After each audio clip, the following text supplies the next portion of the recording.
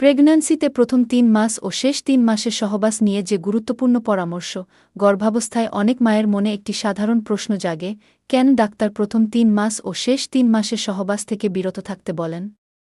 তাহলে কি পুরো প্রেগন্যান্সিতেই এটা একেবারে নিষিদ্ধ? কারণগুলো: সহবাসের সময় জরায়ুতে উত্তেজনা, কন্ট্রাকশন তৈরি হয়, যা অনেক ক্ষেত্রে জরায়ু মুখ খুলে দিতে পারে। এর ফলে প্রথম ৩ মাসে এবর্শন, মিসক্যারেজ এর ঝুঁকি বাড়ে। শেষ ৩ মাসে প্রিম্যাচিউর লেবার, সময়ের আগে প্রসব হতে পারে। প্লাসেন্টা যদি জরায়ু মুখের কাছে থাকে, তবে সহবাসের সময় আঘাত লেগে রক্তপাতের ঝুঁকি তৈরি হয়, যেসব ক্ষেত্রে সহবাস একেবারেই পরিহার করা উচিত।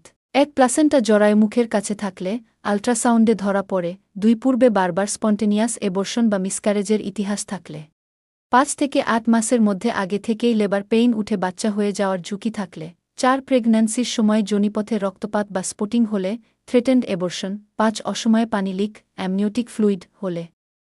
তাহলে কি প্রেগন্যান্সিতে সহবাস পুরোপুরি নিষিদ্ধ? না, একেবারে নয়। দম্পতিরা যদি ডাক্তারের পরামর্শে, মিউচুয়াল আন্ডারস্ট্যান্ডিংয়ে ধীরে ও সাবধানতার সাথে সহবাস করেন, তবে বেশিরভাগ ক্ষেত্রে এটা নিরাপদ।